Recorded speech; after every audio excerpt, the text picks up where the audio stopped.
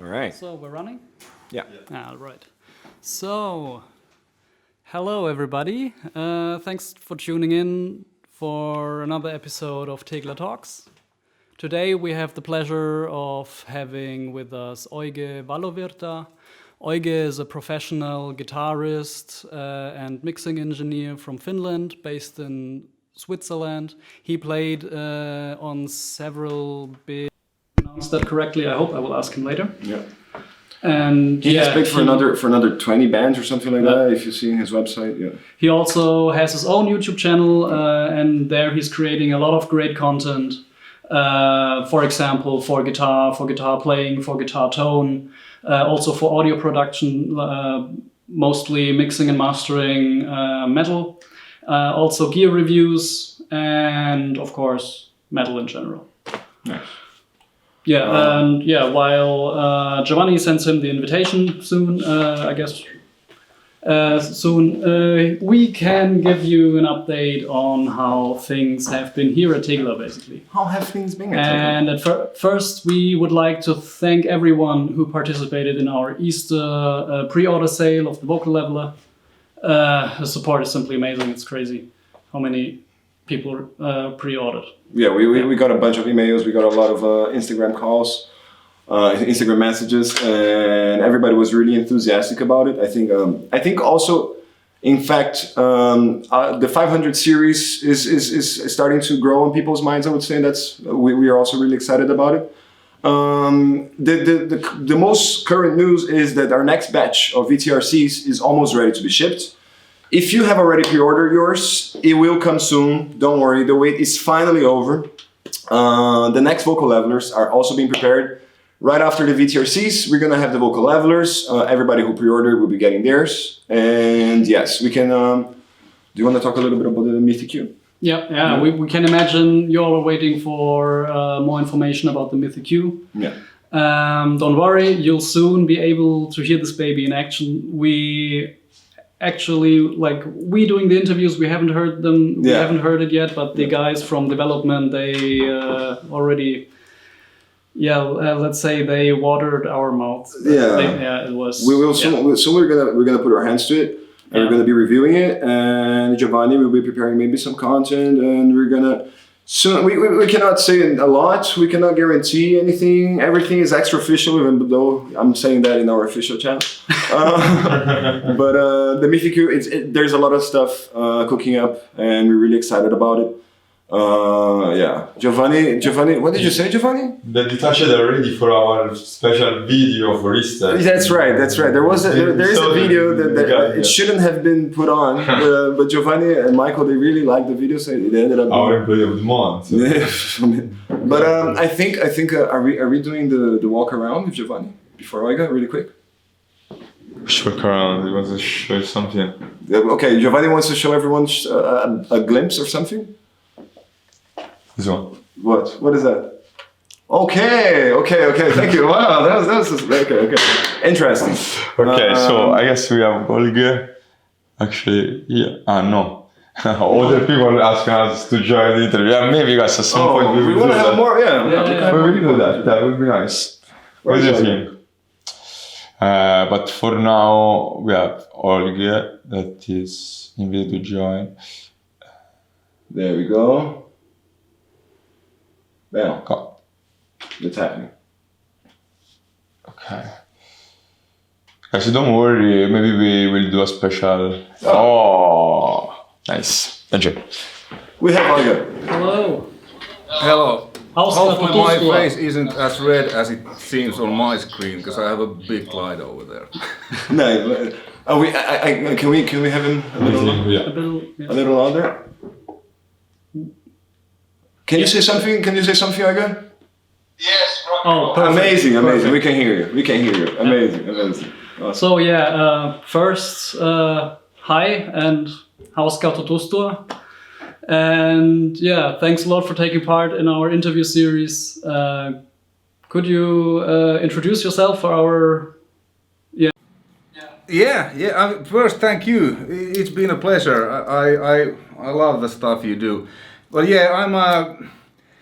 I've been a professional musician, guitar player, bass player, 20 something years. I played in, like you said, in a few bands during my career, toured the world over many times, and currently living in Switzerland, where I have a studio, and like 2 or 3 years ago I started to get more into mixing, and so especially now during the COVID I've been doing that a lot, because the last show we played with Cyhra was in 2020 February in London, and we were supposed to continue our world tour / European tour, but well, it's still the last show I played. So then I had been having time. I started the YouTube channel, and doing a lot of mixing. Now we are recording the new Cyhra album, writing, recording, and then I'm mixing. I actually just finished mixing one song, and then I will send it to Jacob Hansen, because he will master, because we and I wanted to have at least 2 outside ears, because we've been writing, recording everything by ourselves, and we've been working with Jacob before on the previous albums. He produced, mixed and mastered those, but now he's only mastering, like he gets the that's that in short. And Cyhra, the next album hopefully will come this year. At least several singles will come out this year. So that's been kind of my main band since 2017, when I left from Shining, and then doing the solo stuff. Released a couple of solo albums and solo singles, and music, rock and roll. Nice. Euge, first of all, I would just like to say, guys, this is when I'm meeting Euge. We have always exchanged emails. I'm Gabriel, and it's always a pleasure emailing you, man. His emails, they're the friendliest, coolest emails ever. And then when Giovanni told me, we're gonna be having Euge, I was like, I can't wait to meet you. But yeah, it's a pleasure. Hey, pleasure. Likewise, it's been a very fruitful cooperation with you, and I must say that, I mean, without your gear, this sounds like a commercial, but it isn't. I just like, it just ticks the boxes. Immediately when I got the Cremé, I was like, yeah, suddenly my mixes sound a lot better. We were listening to you today, before the interview, today and yesterday actually. We found you in your channel. We were listening to your guitar playing, and it's superb. It's amazing. And then this will lead to this question that I think a lot of people who are checking us out, they're probably wondering the same thing. So first, it's a kind of a double question. When did you realize that playing the guitar was going to be such a big part of your life, and how did that take you to being an audio producer in your own right? Well, it was actually pretty late, because I was really serious. I was almost like a professional hockey player in Finland. I played until I was like 20, and then I went into army, and I was also a professional soldier after that. I'm a lieutenant in reserve. That's not maybe a typical, metal guitarist being a professional soldier, but I still play ice hockey, but like in beer leagues and stuff. And I started to play guitar when I was 13, and my first instrument was drums. But my parents refused to buy me drums. Wonder why? So then my music teacher was like, hey, have you ever tried playing guitar? I was like, no, never. I mean, I'm a hockey player. I want to beat things. Well, try guitar. Then I tried, and she, nice lady, she showed me a few chords, and I was like, wow, this is actually fun, and it's not that hard. So I kind of pretty quickly realized, and actually she said that, man, you might have some talent. So, but I played just as a hobby until I was 20. When I got off from the army, then kind of one of my idols, a Finnish guitar player called Petteri Hirvanen, who also produced some albums of my previous band Gasplake we had back in the day, and he said that, man, you have talent, but would you really like to be good? I was like, yeah.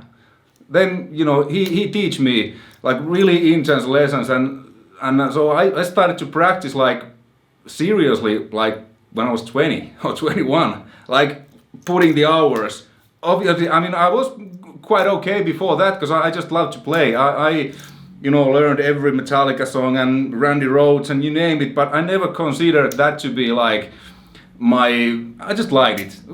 Sitting in my bedroom, listening to Randy Rhoads and playing along. That was a really nice hobby. And then, we got our first record deals and stuff, and little by little, I started to realize that, well, actually, this could be, well, since I'm not in NHL, and, my back's been operated twice, my shoulder's been operated, my elbow's been operated. Probably they should have operated my head too, because I've got a few, those head concussions are really bad. Might be something to do with my personality. Anyway, I was like, well, maybe it's the music.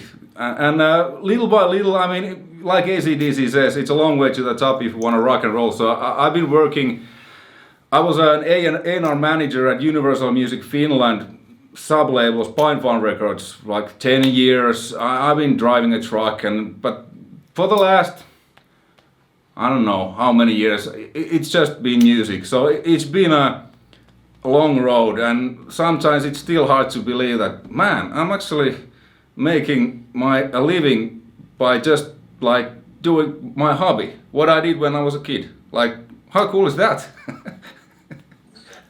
So that's the short version, or was it that short? I don't know. It was perfect. Thank you. Do you have any just to stay on that topic? Do you have any tips for people who try to do the same thing? For example, make their hobby their profession. Yeah. Yeah, I mean, I've always said that if you're in this for the money, you're in the wrong business.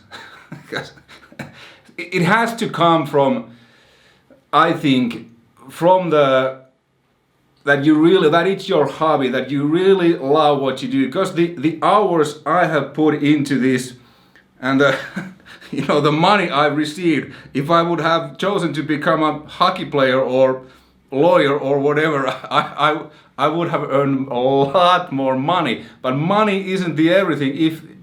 If this is what you love, then you just do it. But I think it's cool to have plan B. I mean, I have a University of Applied Sciences, a bachelor's degree and stuff. So, and I work like real day jobs. So that is kind of like, I mean, if you really believe yourself, then just go all with it. But how I've done it, I've just I never had any bigger plan. I'm kind of like, day by day, and whatever comes. I'm just, because we are here on this planet so little time that I'm just kind of trying to do what I love. So then that usually leads to things, because good usually, if you do good to yourself, to other people, it usually bounces back, so that's I don't know was that much of an advice, but just keep doing. It will happen eventually, if it will happen. We have a saying in Finland that when you bounce your head to a stone long enough, the stone will crack. But your head might crack open, but you gotta have a strong head, because this isn't there's a lot more easier ways to make a living, but not so much so funny like this is. Okay, I would just like to take a moment. I just wanted to mention one thing before we continue, because they have everything to do with this question. We at Tegala, we have a lot of partners around the world, and we just wanted to give a big shout out to Studio Sounds. They're a partner in Switzerland. And then this will be my follow-up question about your life. What made you decide relocating to Switzerland? Me and my wife, we've been living abroad 10 or something years. it's because of her job. So I'm just, you know, chiling along, and I can make music anywhere. Because Cyhra, you know, our drummer is German. He lives in Saarbrücken. Our Marcus, our second guitarist, lives in Stockholm. Jake, our vocalist, in Gothenburg. So we just, like, in a few weeks we have shows in Sweden. We just gather in Gothenburg, where we have kind of like headquarters, Jake's studio, rehearsal place. Go there, rehearse, do the shows, go back to homes, then do that again, hopefully sooner than later. So it doesn't really matter, but Switzerland happened a few years ago, and I must say that when my friend told me, because he had lived here, he told me that, Euge, you know, Switzerland is a place where it's just, you know, it's just good. I have to agree, because I love cross-country skiing and winter sports. So from my place, it's a 1 hour drive to the Alps. Fantastic. 1 hour drive to, or less, to, you know, swimming. You know, it's, yeah. I can't complain. It goes into it's a little bit because of winter sports then. Yeah. I mean, I do still. I don't know how. I skied like several hundred kilometers this winter, like cross-country skiing, you know, skiing style and traditional ice hockey. I do a lot of. I've been doing sports because I think at the heart I'm still a hockey player who just happens to play guitar. So it's very hard because I've been playing hockey. I still follow. I'm a subscriber of Hockey News. I watch every NHL game pretty much on YouTube, and it's just like, you know, things went. I could have been a, you know, hockey player, but music is really good. I love both. So but you can't have, I guess, both as a profession. So, but I still think that you know, people ask me how is it to be I don't know, somewhat successful musician, producer. I'm like, I don't know. I'm just a hockey player who happens to know a few notes. Let me ask you a question as a fellow metalhead. Like, what's your favorite metal genre and what's your favorite metal band? I know it's a hard question, but maybe you have 1 or 2 tips that I don't know. Oh, well, it is hard, but I would say probably because that has had the biggest influence on me as a guitar player and overall musician. It's pretty boring, but I mean, Metallica. It's just the first 5 albums. I know every song, note for note.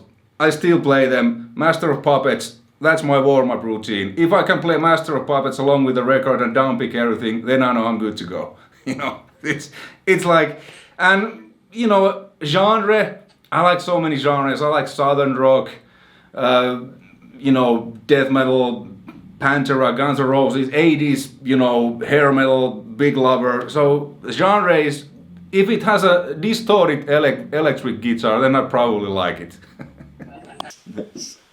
Okay, I'm gonna now. This question is the question that I would hate to answer this question myself. It's a hard question, but I have to ask it. All right. Can you describe the most important aspects of your work in 3 short sentences?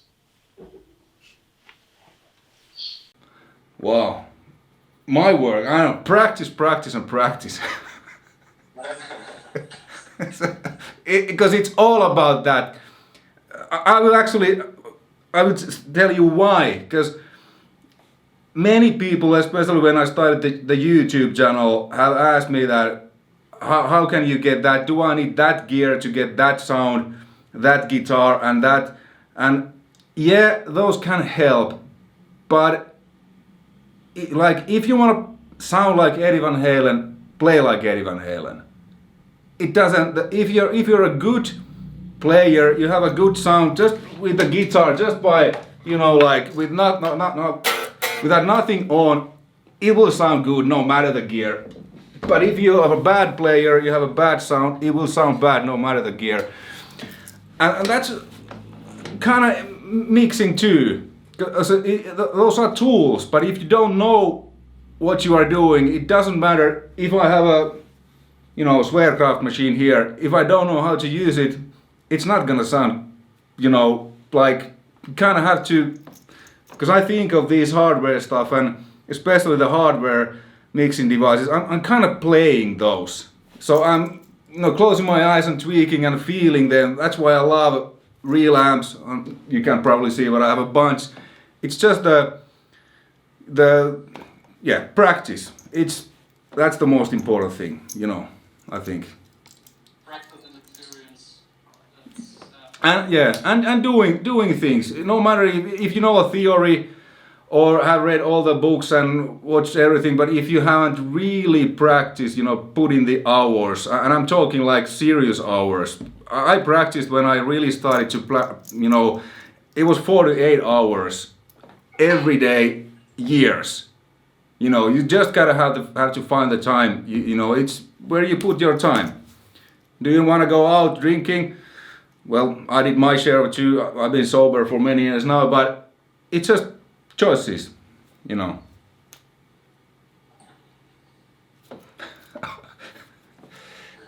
Hopefully this was the answer you were looking for. Probably not, but It was a great answer. Thank you. Your answers have been, your answers have all been great. It's just because me and you were here like, do you want to ask a question? We just, don't worry. Okay. Yeah, because there was this silence like, what the fuck is this dude talking about? Doesn't make any sense, but let's just... It's kind of a big one, and I didn't want to ask it, and then Julian, they were like, who's going to ask it? Julian's going to ask it, I think. I will ask it. Yeah. So we think that building an analog setup is also, there's a large part of it is creating a signature sound of your own and developing it further, like as you learn with practice. And before you got your Tegler unit, I think you have the Schwerkraftmaschine, as you mentioned, and the Magnetismus and the Cremé RC, right? Yeah. Which changes in tone? Which changes in tone or workflow or sound? Like, did you look for, and why did you decide to go for our devices instead of something else? Yeah, well, because I'm not old, but I'm not young. So I did my first albums on tape, like when I was a kid. There wasn't, computer, what? Mobile phone, what? So I come from that. I've been, and I always was really interested in, because I actually found it over 20 years old, 25 years old notes of some of my earliest albums I did with the bands in the studio. Like what compressor was used and why. I was just interested. And I've written those down like, man.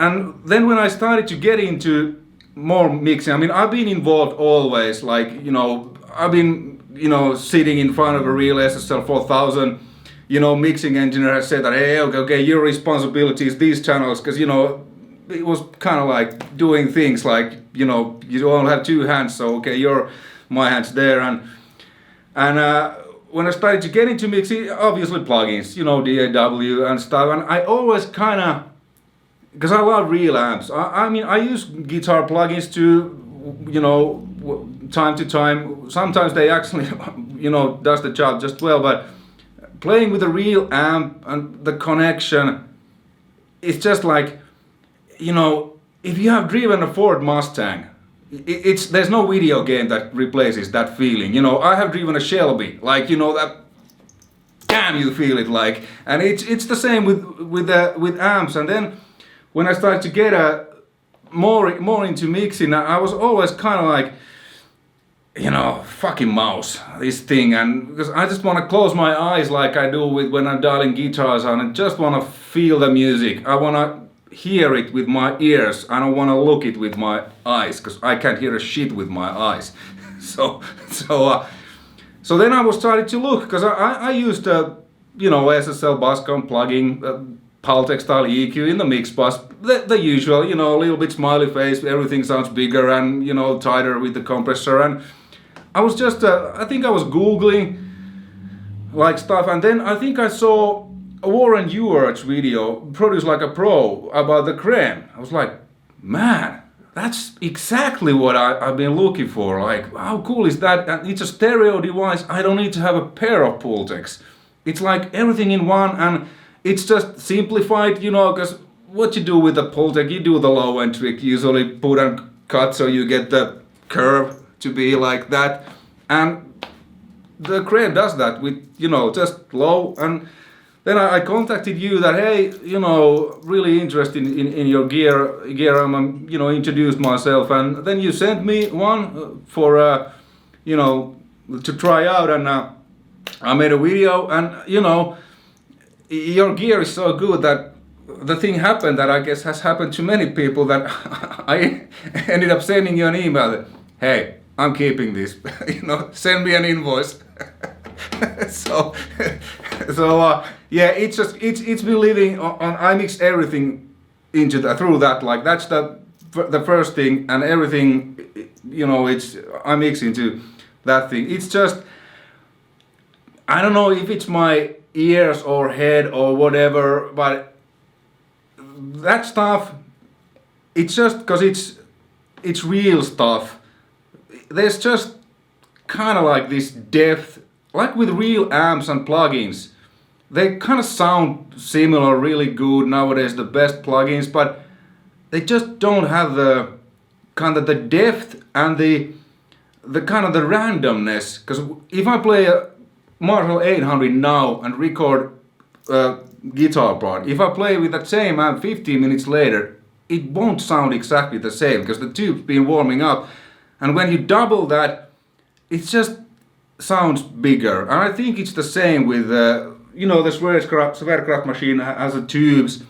It's just like, one example, when I'm be writing the songs, and usually it's me and Jake, and when I mix, I usually, you know, Jake is with me on a, you know, FaceTime call, and hey, how should I do this or that, or what do you think? And then one time I was, because I've been mixing the Cyhra album, so all keyboards, all samples, everything, they go through the Sverkraft machine. Because it's just, so I took that off, because and Jake was through the phone, hey, what did you do? I was like, no, I just switched this up, put it back, it sounds a lot better. I was like, did you really hear that through a phone? I was like, yeah, suddenly it was like smaller and not as big as and rich. And he was like, what was that? I was like, that's the real tube compressor, hardware compressor. And he was like, man, yeah, keep that on all the time. So that's just like, you know, these stuff does, yeah, probably there could be a way to do, because I have it on the multi-band complex mode. To be honest, I have no idea what it does, but when you put like strings, keyboards, these beats through that, dial the mix knob, and I'm just finding you know, I'm not much of a numbers guy, I just, you know, kind of like, oh yeah, feels good. And then it's just like, because really what I'm doing, I don't really know, and I don't really care. Because the machine, especially the multi-complex, I think it's a quite complex, but the only thing I care that, man, it sounds good. Or it makes everything sound good, and those, you know, because the drums are real, guitars are real, bass is real. The only kind of artificial are the keyboards or strings, which not program stuff. And through that multi-complex machine that choose the channel, and I'm cranking it, everything is going like really loud into it. So it's like, because there's the yellow and red, it's on yellow and red all the time. So probably I'm doing it wrong, because I think it's like danger, you're not supposed to do that, but I do that because it sounds good. And it's just like, yeah, there's the filth, but the good filth, like what you get with real tube amps. So I think this, it's, to me, it's like a, you know, really good tube amp, which I think it's kind of is. So that was a long answer to a short question. To Light is basically perfect, or it's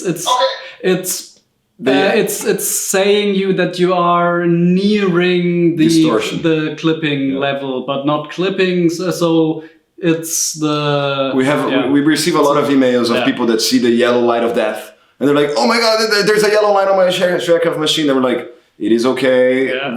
It does not mean it's clipping. It's just a visual feedback to tell you, hey, soon You might at some point." Okay, yeah. I mean, well, that's great because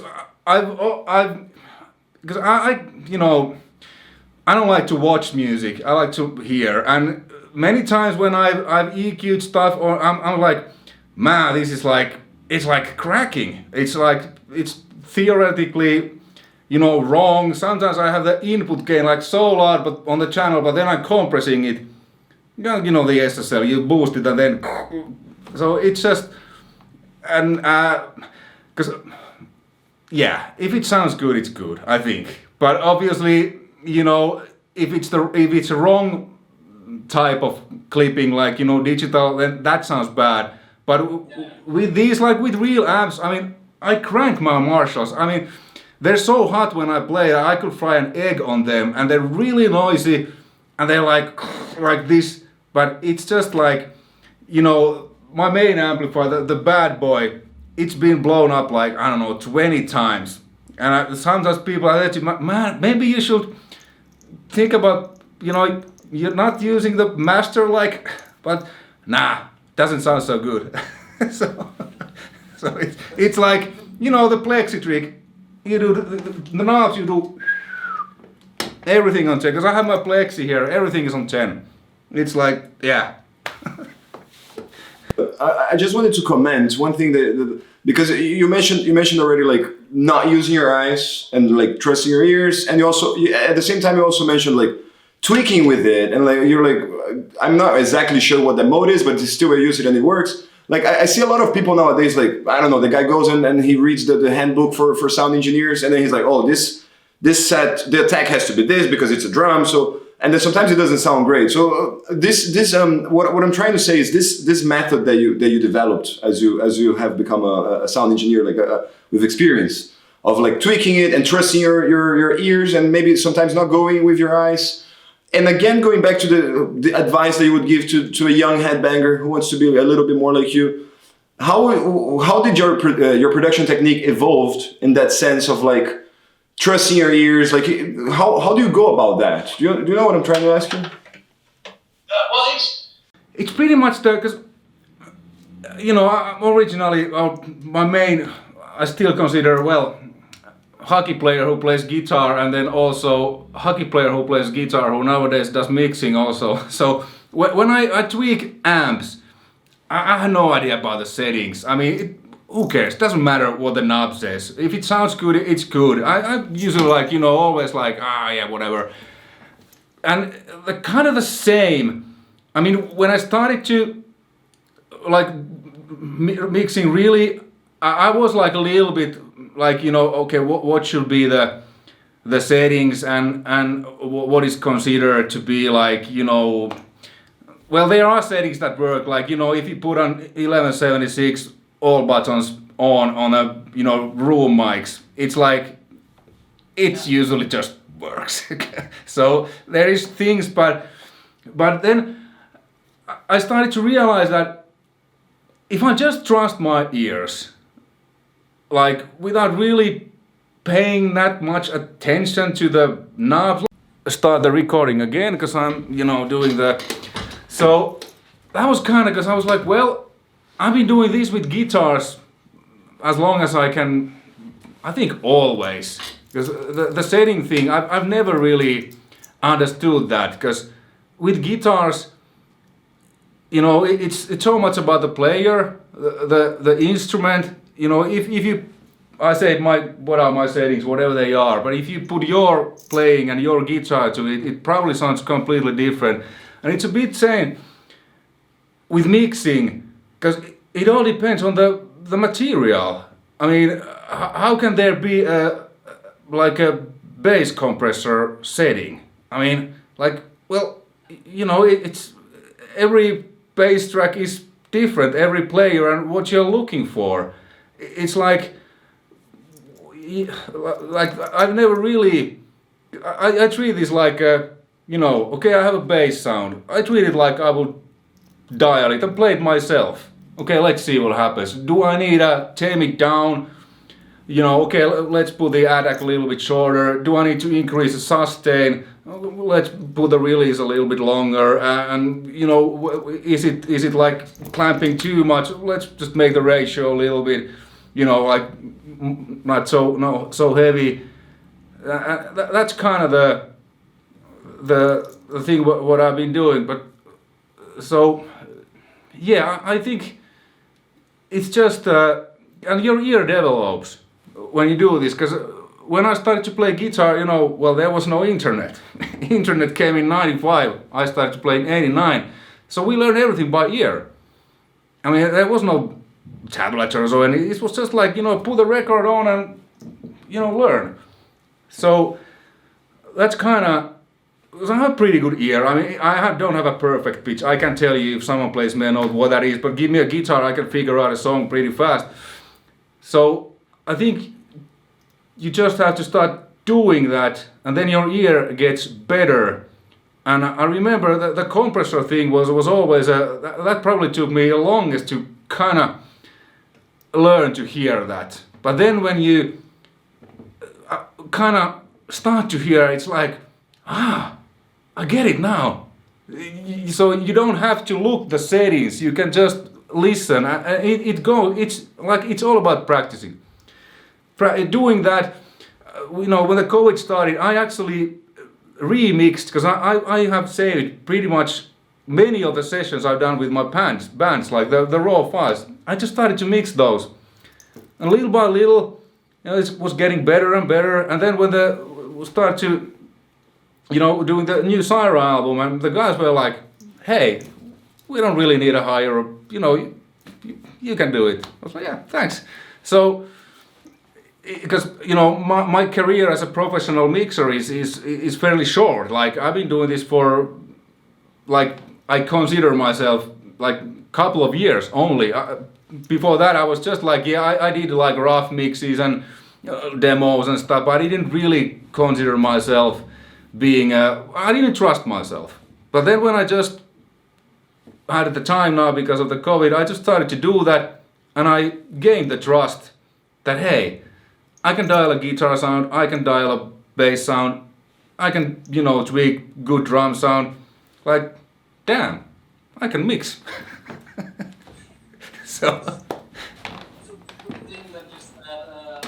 it's a good thing that you said basically that you weren't trusting yourself, because I'm doing basically my first mixes now, and that's exactly what I'm experiencing. Like, I tweak something and I'm like, is this now better or worse? I don't know. It's something that I have to re-listen and stuff and check it again until I can trust myself. I think also this comes. Yeah, and that happens to me. But I noticed that it's a little bit like in songwriting, because many times the first idea, what you come up with, many times the guitar solos, most of the guitar solos I've done now that have stayed, on the Cyhra album, they're like first takes, because I was just like, I'm just gonna play something so that everybody will know that, here's gonna be the guitar solo. And then when I started to like really record them and mix, and I was like, well, that's actually a really good solo, but I might try a little bit more, something else. But then at the end of the day, I pretty much always went back to that original idea, the first impression.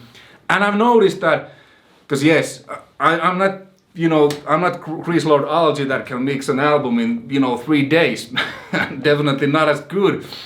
So, but, because he's a legend. So, but the thing is that many times what you're first feeling like, it's usually, and then, because I've been doing that, okay, I'm gonna go back, was that compressor right, and was it blah blah blah, and then I'm tweaking, and then I'm like seeing, okay, what's going on, like, well, it's pretty much like it originally was. Obviously, sometimes something else was better. But I noticed that the initial feeling of what you get, because you kind of know when it just feels right. It's a little bit with guitar tones, because I always talk about the sweet spots. So when I dial something like, okay, low end, where's the sweet spot, where I feel it? Then mid, where's the, like, without looking, you kind of just feel it. It's a little bit same with, obviously mixing is a bit more complex than just turning a bass knob, but but kind of my thought process, it's pretty much, I try to keep it as simple as possible. So I'm kind of like thinking that I'm just dialing a, Marshall Plexi here. So, but yeah, I feel that still. And sometimes the mixes are like, yeah, this is awesome, I'm the king. And sometimes it's like, man, is this good or bad? I don't know. Usually my wife will come like, hey, Kia, and she has a really good, she plays piano, and usually she's like, yeah, and sometimes like, nah, too much of this, too much of that, I can't hear the vocals. Okay, thank you. So it's always good to have an outside ear, outside opinion, people who don't, someone who doesn't have any connection, and that's why we've been using Jacob Hansen as a mastering engineer, because usually when I finish the mix, I send it to him, and then I ask that, is there anything you would like, and sometimes he's like, well, yeah, maybe the kick drum could use some low end beef or low mid beef, okay, cool, and sometimes he's like, nah, it's really good, I will, this will sound even better when I've mastered it. Yeah, this will sound even better when I've mastered it. So, is it your turn? My turn. Yeah. Okay. Basically, we had this question in the I beginning. think it's the last one there. The second to last. The very last. Okay. Basically, yeah. Sorry. If you could have our team of experts like design your dream analog gear. I think I've been asked this question before, maybe even by some emails with you, but well, it's Plugin Alliance, Brainworks, they have this, I don't remember what it's called, like MSEQ. I think it was the first plugin, and I think they originally it was meant to be a hardware, and they just made the plugin so they can tweak the stuff. And that is actually my go-to. I mean, it's on the mix bus with the Cremé. It kind of does few things like really because of the MS thing. But I actually use it more on individual tracks. If the mix is really crowded, I might boost something on the sides, and maybe just to try to get everything to fit into places that you can actually hear it. That would be amazing to actually have on a hardware like an MS EQ. I guess there are probably they cost like worth of a normal car. I don't know, but something that, because your stuff it's really good, but I think like the Cremé is like, is it like 1,700 or something euros? I mean, but that's like, there's like, basically what it has is there's like 2 Pultecs and a bus compressor. So if you would buy those separately, that would be like 10k. So something, that normal people, not just the top mixing engineers, could buy like a really cool MS EQ, and maybe even with some tubes and big transformers, because the Swearcraft machine it's just like, sometimes I just put stuff through it and I just crank it like no nothing going on. It's just like, yeah. So yeah, affordable but good MS EQ with a lot of mojo. MS EQ with a lot of mojo. Okay. Sounds like a good idea. Definitely. Yeah. And I think I'll let our Good. And maybe 4 bands that you can, or two or 3, you can control mids and the sides, so you can, that stuff. Better than I.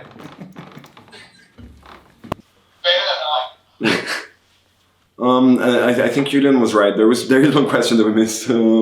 This question, you kind of answered it though. Yeah. The question is, how satisfied are you with our products? And here, this you kind of answered, but this is where I think it could get interesting. Would you modify any of our products? Yes, the Schwerkraft machine, because I like to use many times dual mono. You can do that with on the screen with the plugin, but it would be really cool if it would just have a switch. Because what I do many times, whether it's dual mono or stereo, like on drums, it's both. Sometimes a dual mono just works. Okay, the kick kind of a little bit could shift and stuff, but if it's like a really raunchy rock and roll track, it just makes it more like alive. Let's say if I'm doing a parallel compression with the Schwerkraft, which I do.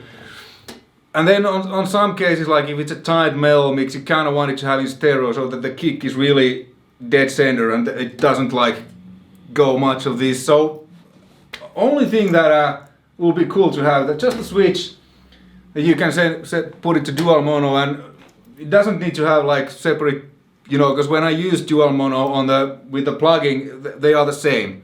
Everything, I mean, it just, because it treats it different, because let's say you have a big tom hit on the right side, then it just kind of ducks down the right and not the left side. So that way, dual mono sometimes, it makes it just a little bit more livable.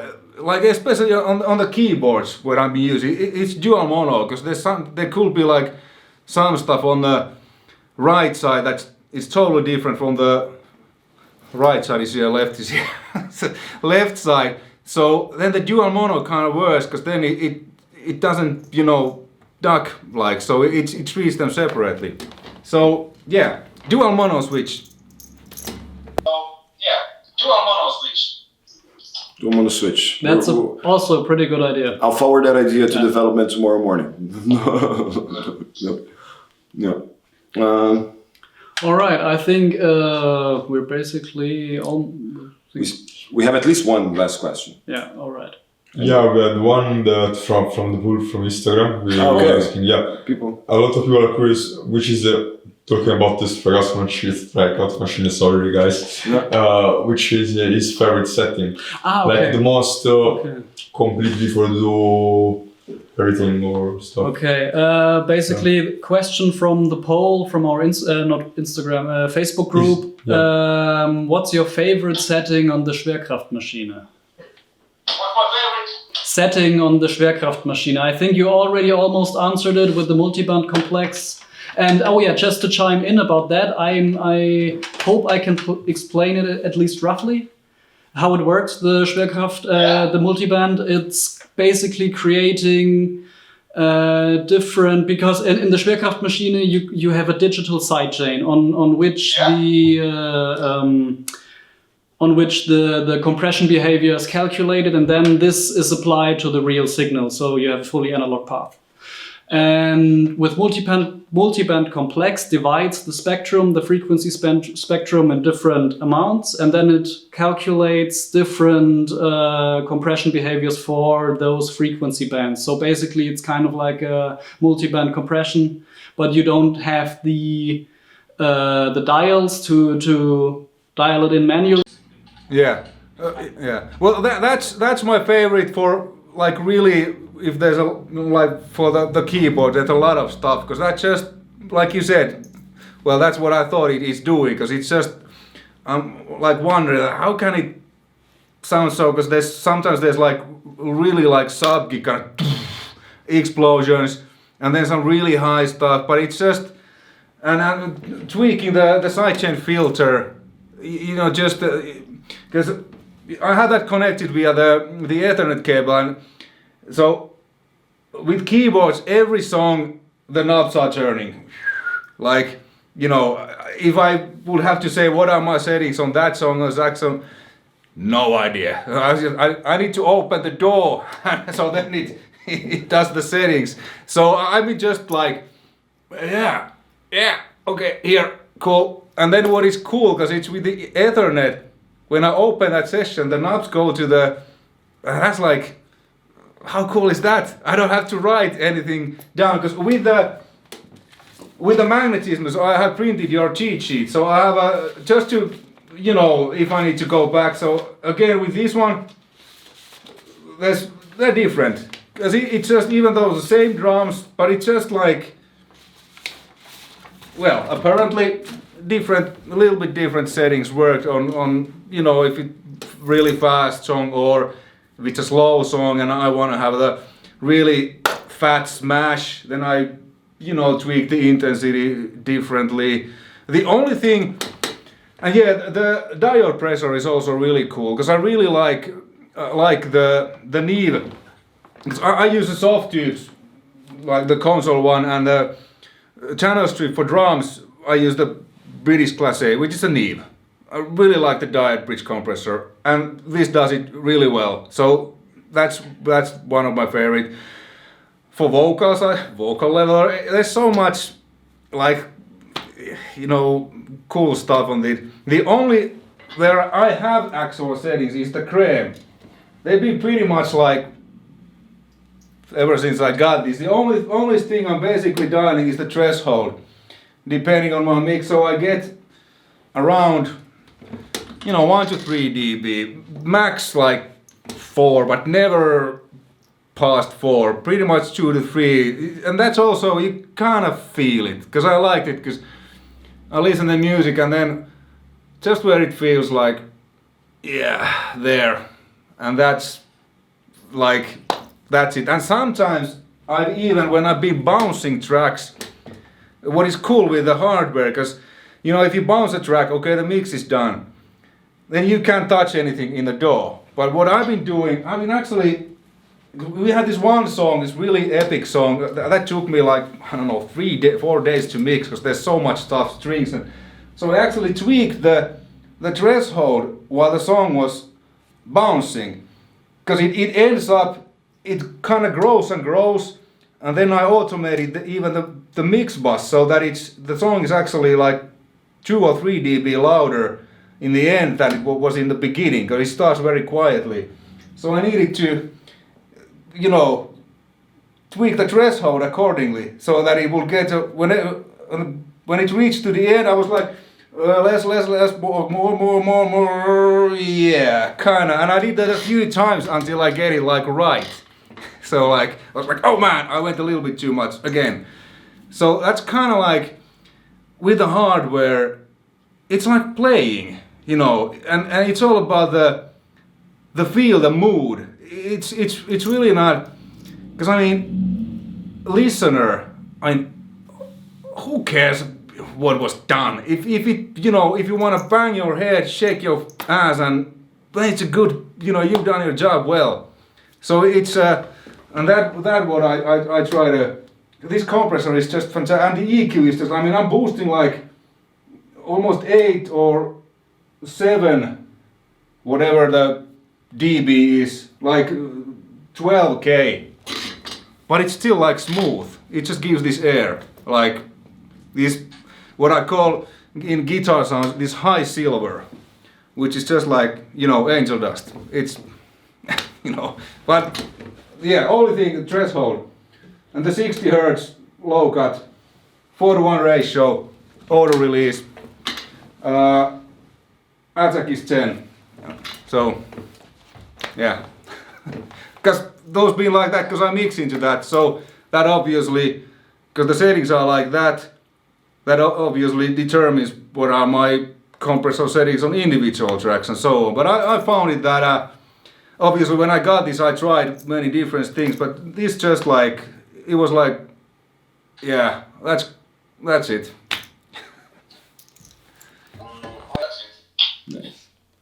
Euge, I think this might be our last one, and you might have already kind of answered it, but I'm going to expand on it so that it can still get interesting. So last but not least, what are you working on at the moment? Any projects that will be released shortly? And then here is the addendum. What is any projects that will be released maybe not so shortly? What are you planning? Well, I'm actually working on several things right now. The Cyhra album, which we kind of work song by song. So we write it, then we play it. I program the drums. Then when the song is finished, I send a version without the programmed drums to Alex, to Saarbrücken, where he has a studio. Then he records real drums there. And then, so we have now like 5 or 6 songs ready. Some of them are already mastered, delivered to Nuclear Blast, our record company. I don't know about the schedule, but hopefully, the first single will come out in a few months, I think. But that's, marketing thing, record labels. We just do the music. And then there's a Finnish metal band called Resolution 13. My good old friends. I'm mixing their second album right now. Don't know what is the schedule. And then there's 2 or 3 Finnish rock metal bands that I've been kind of producing from a distance with a Skype. They've been sending me demos. I've been commenting and giving them ideas and suggestions. And actually two of the bands are now in the studio.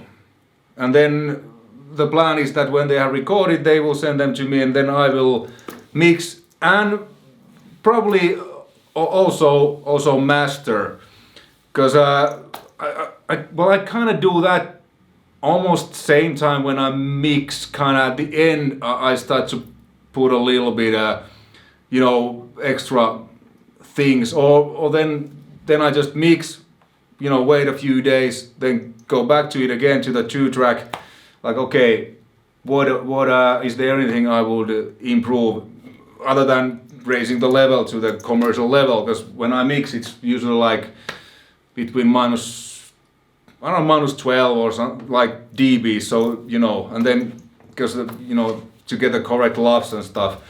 So that's, and then since I've been doing this now for professionally for a few years, there's questions and requests from all over the world, from America to India, that would I be interested in mixing, and what is my fee and stuff. So it's like in every business, not all things happen, but hopefully most of them will happen, because I really enjoy mixing. And when the album comes out, the Cyhra album, then I think we started touring in September. So that is kind of a hint when the album should come out. I think we have a 1 or 2 week tour in Japan, which is really cool. I haven't been in Japan since we were there with Shining, I think in 2015 or 16 with my previous band. So it's been too long. It's a great country. I love that. So then, if the next Cyhra album, if it will be a big success, then I'll be on tour quite a lot. So I don't have time to do that much of mixing, obviously, and YouTube thing. But that's, I really look forward to that touring, because the last 20 years, except the last 2 years because of COVID, I've been on tour like 150 days a year. So I'm kind of like a road dog. So it's a little bit like, because yeah, I mean, it's great. I love mixing. I'm so glad that I finally had the courage to really, push myself to do this and tell people that I do this, and really glad that people have liked, especially, Cyhra guys, because, we've been doing this for professionally quite a long time. Jake, in Amaranth, and Jesper, who is a little bit behind now, in Flames, and it was a really big thing. He sent me a message that he absolutely loves my mixes and they're great. I was like, well, that's really good to hear, because he's a, Sternblad is a legend, so it meant a lot. a lot, but yeah, playing, touring, mixing. So if you are who's watching, I have a website called eugevalovirta.com. There's my email and stuff. So just send me an email, and you know, I have kept my prices pretty reasonable because I'm not considered as a, you know, household name, not even near like what I am probably as a guitar player, because I do that too. I do sessions here. I've been playing on many albums actually during this time, solos and some, you know, stuff. So that's the thing. So hopefully music and yeah, mixing I really like. I know that many people they work completely in the box and mix with headphones and laptops, like really like Andrew Sheps. I think I don't consider myself being that good, because it's like my guitar sound, well, it's here, but I have my old 800s, but here I have the your stuff, which I know how it works. I don't have to use like the Magnetismus. When I got that, I haven't used a single sample or triggering on any drums. No need, because that does it. And it would be hard to imagine. I mean, it would be really hard for me to get the sounds I hear in my head without your stuff. I probably could done that with like millions of plugins and whatnots, but I'm not really interested, because if you can make things easier, why make them harder? Because, you know, so that's kind of this is the place, and this is the room. I know the speakers, the calibration. I need to have this place, because I know what's the low end, what's, you know, stuff. So I mean, I highly respect people who can mix on the road with laptop and headphones, but I'm not that on that level, and I don't think I ever want to be, because when I'm on tour, I want to just meet the fans, play the shows, and, you know, take it easy. Yeah. Take it easy. Nice. And enjoy the tour, and because I know as a tour can be quite demanding. Like, you play a gig, next day you go to the next gig, and then you play another show, and then again and again. This can really every minute. Yeah, it is, and it's also true that the saying that a tour is only as hard as you make it. So by that I mean, if you party all night, you know, it's gonna be. I've done that, been there, done that, you know, whatever you can think of. But like I said, I've been sober for quite many years, and, you know, have majors. So nowadays it's almost like when I come from the tour, I'm actually rested, because the only thing you do is, you know, you play, and the interviews. Yeah, it's hard traveling, but if you have a nice bus, I'm a good sleeper. I sleep everywhere. It's actually, I'm thinking now later that, man, I wish I would have, you know, be smarter when I was a kid. But I guess that's part of the growing up and experiencing stuff. But now I really do enjoy seeing different cities and, you know, architecture and even museums, meeting fans, and just because before, you know, the party was after the show, but nowadays for the last God knows how many years, the party's on the stage. I think where it should be, because people have paid you money. It's man, when I'm talking about touring, like, it's like, stop again. And that's a fantastic feeling. It's really rewarding. I think people just start to do that. And it's all about practice, doing. You know, if you do something 10,000 times, you start to be pretty good at it. So I think it's all about actually doing it, and you know, sending it to more. I mean, I've been sending my mixes to Jacob Hansen, to people I've been working as an artist, just as a reference. And, hey, please be honest. What do you think? Where should I improve and stuff? And people be really helpful. people been sending me mixes and I've been commenting, and I do that gladly, because again, by giving something, you're getting back. I feel it this way, so let the good roll. So that's because I've been, just passing the information, and that's kind of why I started the YouTube channel, because I've been always asked so many times, about my thoughts, and I thought like, I'm just gonna start to do these videos, and hopefully people enjoy them and find them interesting, and I guess they do. Let the good roll.